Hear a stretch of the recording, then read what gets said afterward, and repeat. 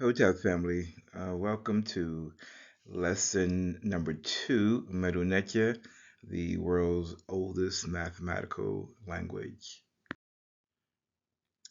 Being born into sin is a doctrine. Being born into duality is an observation of reality. One says you're guilty at birth, the other says you're learning how to choose. That's a quote from Donna Teresa. Don't know who she is, but I like that quote.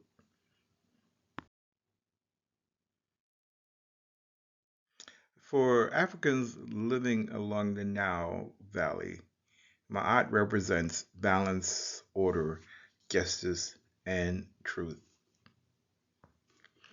We, in lesson 1, did the transliterations of her name, and what we came up with was Ma'at, Sat Ra, Henet, Tepihert, Tawi, and Iu Gert.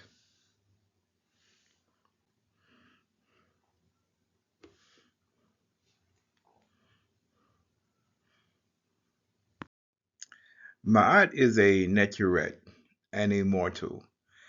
She possesses Ankh. The female in this lesson is a mortal who is seeking immortality by practicing Ma'at. We will learn who she is by reading this Mdw Ntr. So the focus of these lessons has been on the Neturettes, and before I move on, I'd like to introduce two more Neturette.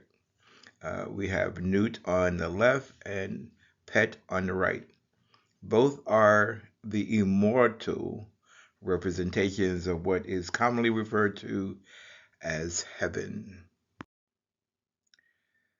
Neturette Newt is represented as the female that gives birth to Ra and takes Ra back into her body at night.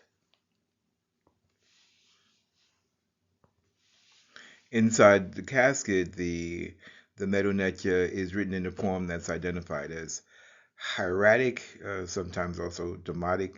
I'm not really sure what the differences are, but in this writing we can see some similarities between the symbols we see that's carved in stone.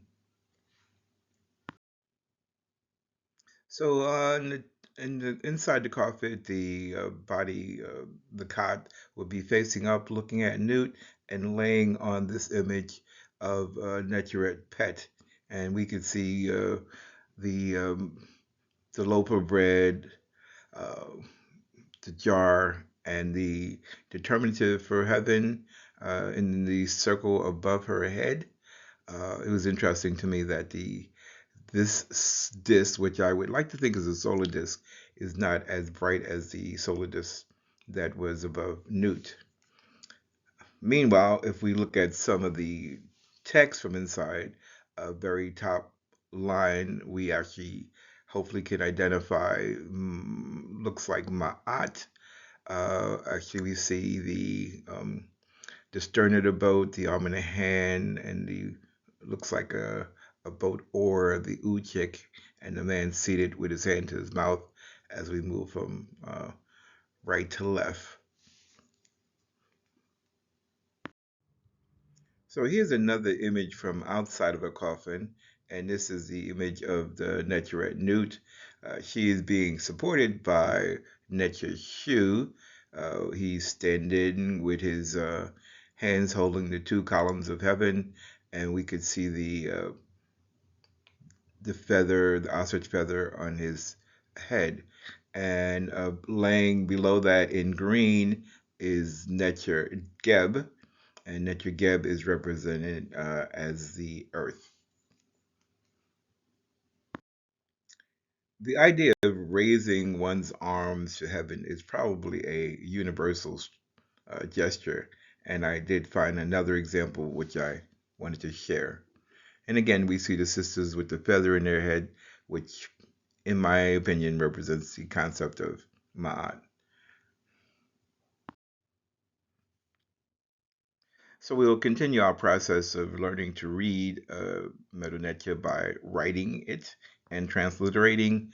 And we will start with these symbols, which is the all-seeing eye, the throne, which is technically Aset, and the seated Ntr. We know that's a Ntr because of the curved beard. I am transliterating that with the letters ASR. This Ntr is identified as Osiris.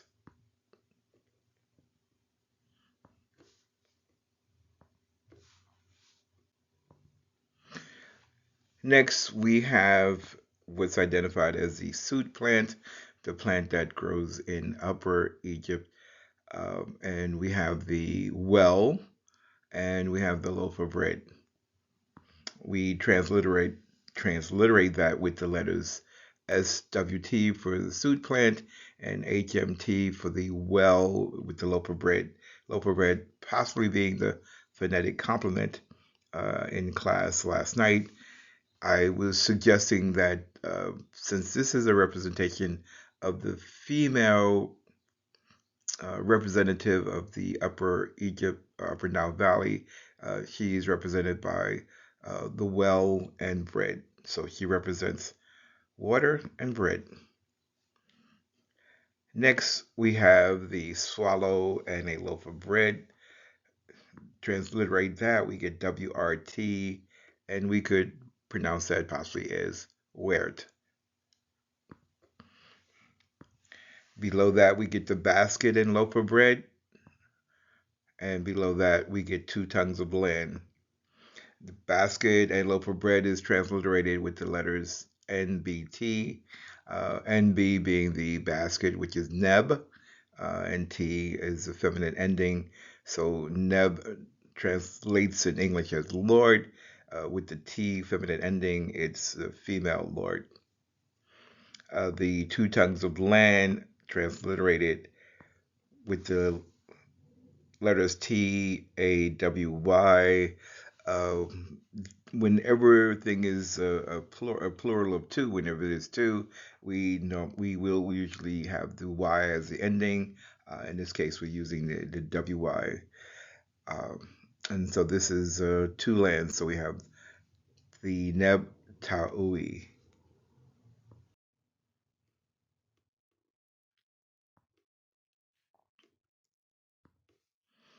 Next, we have a Shanu, and inside of this Shanu, starting at the top, we have the heart and trachea and reed leaf. I'm transliterating that with the letters NFR, and that's technically just the heart and trachea, not the reed leaf. The reed leaf will be attached to the loaf of bread mouth and 2 reed leaves, and we'll transliterate that as Tari. So the loaf of bread is the T, the reed leaf is the A, the mouth the R, and the 2 reed leaves is again the Y. Then we have the loaf of bread and the vulture. We transliterate that as MWT. That is the Necheret Mut. We'll say more about her later. Then we have the ripple of water, the hoe, and loaf of bread, transliterated as NMRTY, pronounced as Merit or N-Merit. And then at the bottom, we have the foundation, the ship stern, the arm and the hand, which we've seen earlier, and that is transliterated as M-A'-A, and we will say Ma'a for that.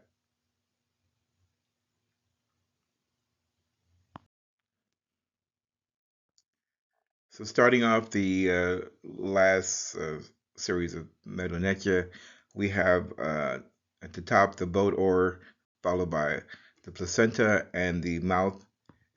We will transliterate that KHRW.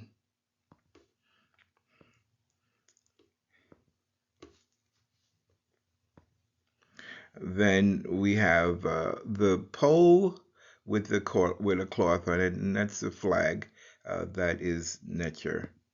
And behind the Ntr, we have the vertical column. And again, because Ntr gets honorific position, we have the Ntr written first and the column written after, but we would say Ntr. Then we have the arm in the hand. I believe that the arm in the hand is the phonetic complement for the vertical column. So we could have uh, the vertical column without the arm in the hand. And then finally, we have the book roll or the scroll, which is a determinative, which just tells us that we are talking about the broader idea of Ntr.